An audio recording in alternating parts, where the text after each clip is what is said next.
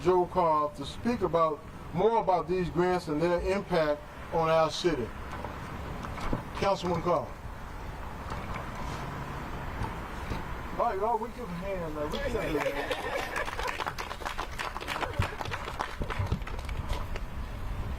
Thank you, Mayor Lee. It's an honor to be here. I do want to introduce a couple of people that are citizens who are serving on the Gun Violence Prevention Commission behind me, Rabbi Kathy Cohen and Dr. Eric Anderson.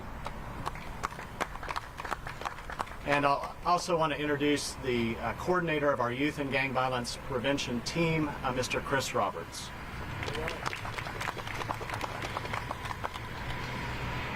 Every incident of gun violence in our community tears at the heart of who we are. Each death, each injury due to gun violence represents a person, a part of our community.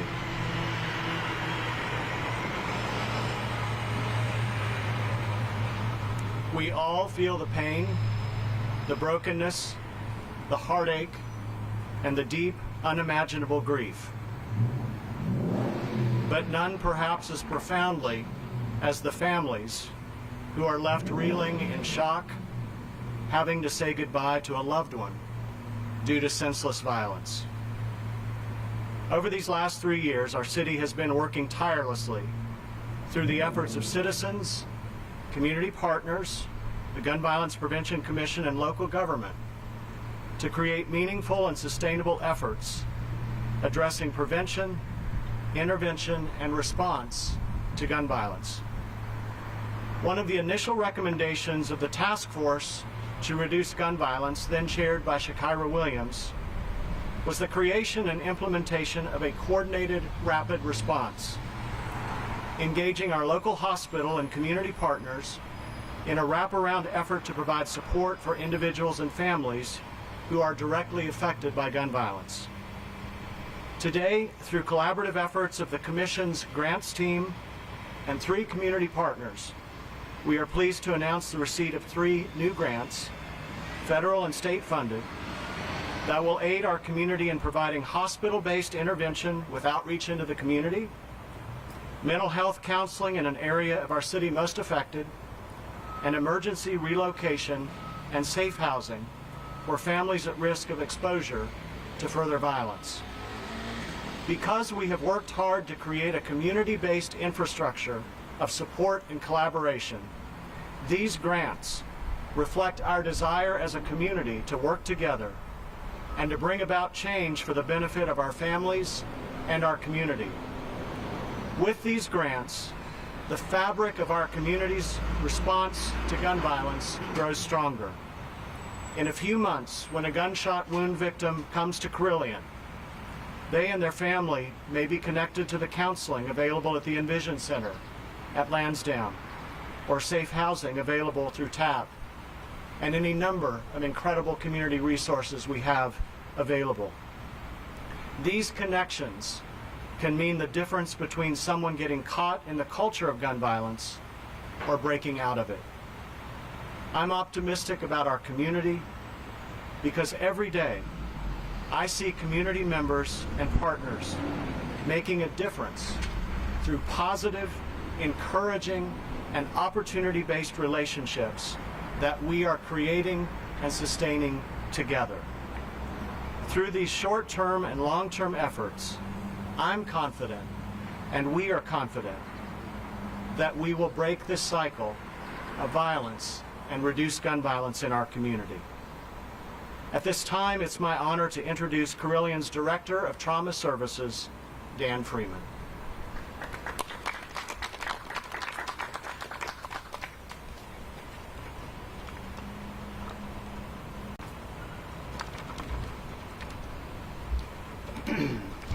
Good morning, and thank you for having me here.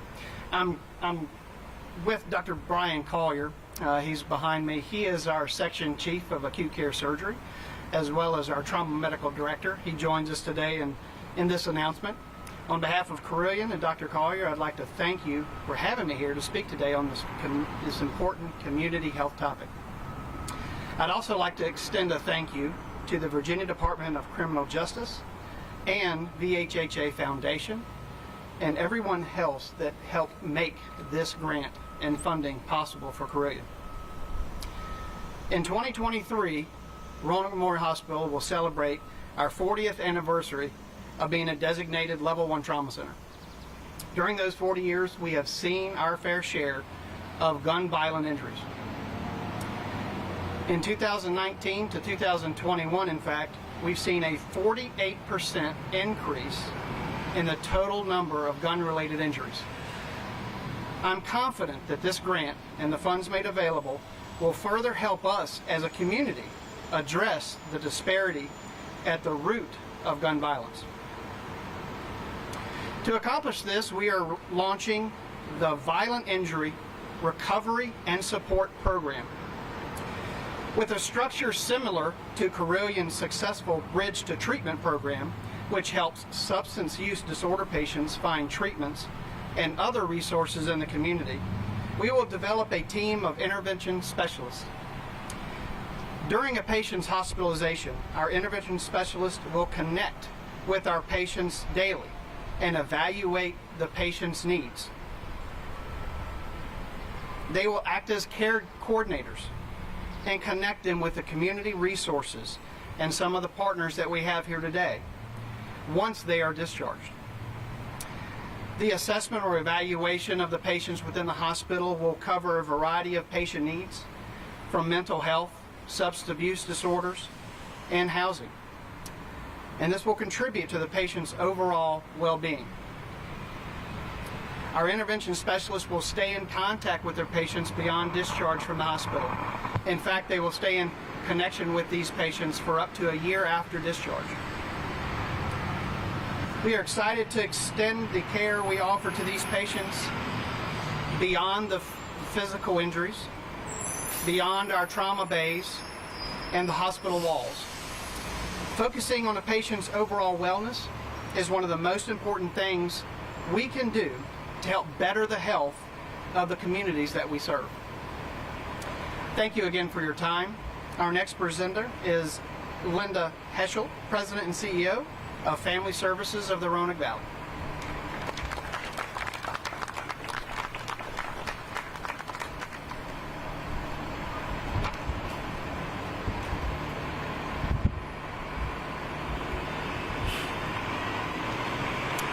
Thank you, Dan. Family Service of the Roanoke Valley is so excited to be present and partners with the city as we celebrate these grants. I would like to first give thanks to Virginia Juvenile Justice and Delinquency Prevention for making this happen and for helping the children, teens, and families in our community. Our grant is to supply counseling at the Envision Center that will make counseling readily available to the residents of Northwest Roanoke. Our specific goal is to have a counselor present 5 days a week at the Envision Center adjacent to Lansdowne Park. Residents will be able to make appointments for counseling as well as take advantage of drop-in counseling when stressors of life and challenges are too much for them to endure on their own. Northwest Roanoke has significantly been impacted by gun violence. In 2021, 40% of gun violence victims were from this location of the city. Family Service wants to support the families, the victims, the neighbors, the friends of those who are still traumatized and anxious over the violence that this gun violence has created. My hope is that Family Service will also be able to help decrease the stigma often associated with mental health. People need help when life's crises and chaoses become more than they can handle alone.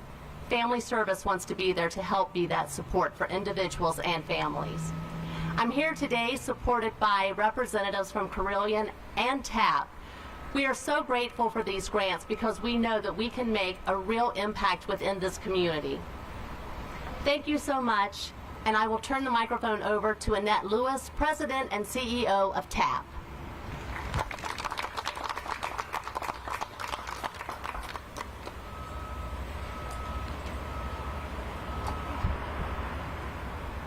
Good morning. I think all of this is very, very exciting news for our city. And we're so grateful to have this opportunity to share in what we believe will definitely make an impact in our city in addressing gun violence.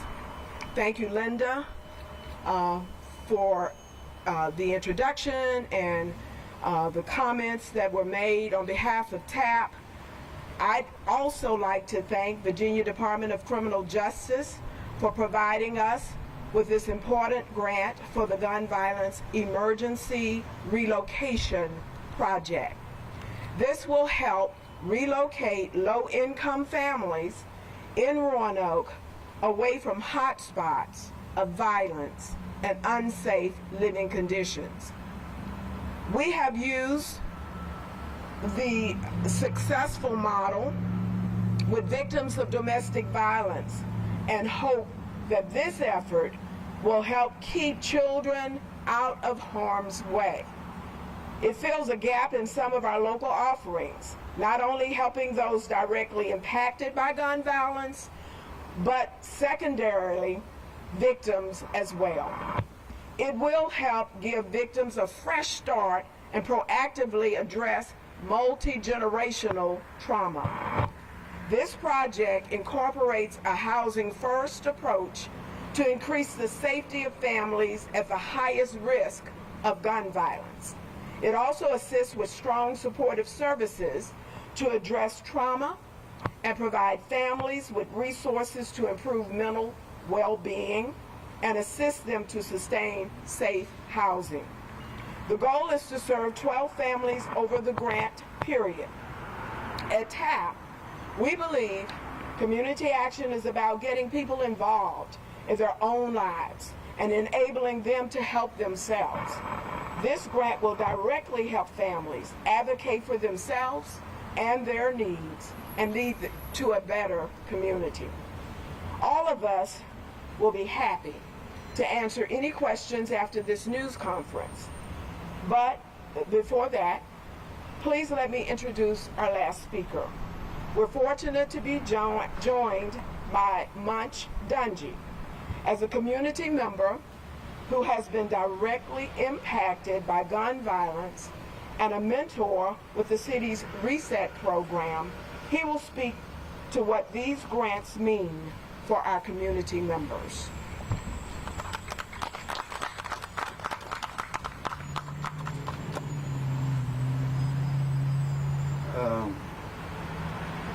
Good morning. My name is William Dungy. I would like to thank you all for allowing me to be here today. I count it as an honor and a privilege. Excuse me. I'm here today to talk about Reset and the Reset program. Thank you. I'm here to talk about Reset and the Reset program. Reset is an organization geared towards helping families that have been affected by gun violence. Reset also engages with the people in the community to hear their concerns in hopes of preventing further occurrences.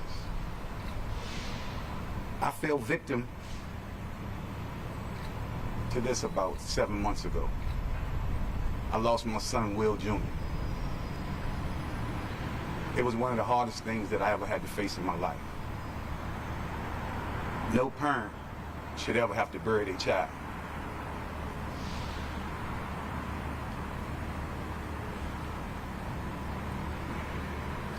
And although I couldn't save my child, I'm trying to build a village so that other parents don't have to go through the hurt and pain. This is why I became a mentor for the Reset program. The program works with the youth to address behavioral concerns, to promote healthy communication, teaching them to make better decisions and to be proactive and not reactive.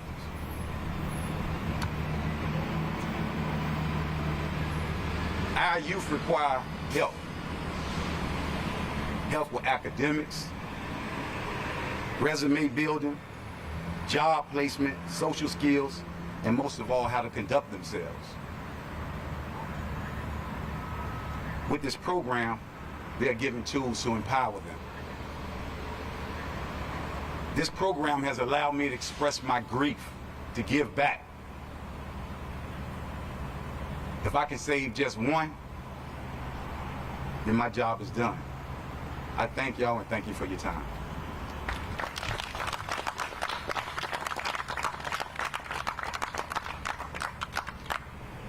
Everybody's going to be here to answer some questions if you want to do it in a group or individually. But that concludes the press conference. Thank you. We will also have some B-roll footage from the Envision Center and Carillion that will be sent to each of you after the press conference is over.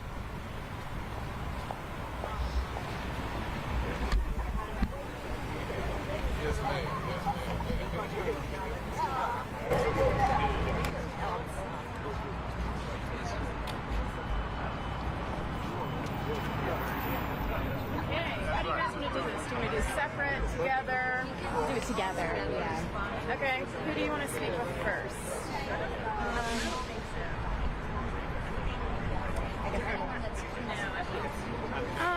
I think everyone's around. So if you want like a community overall perspective, we could start with that, maybe with Joe. And then if you want to do, I don't know how many voices you guys want, but if you want to speak with individual program leads, we could also do that. Okay. Yeah, I'd probably like to speak with all of them individually, but I don't know if anybody wants to for time's sake. So. Okay. Let's start with Joe since he can do an overview, and then we can go from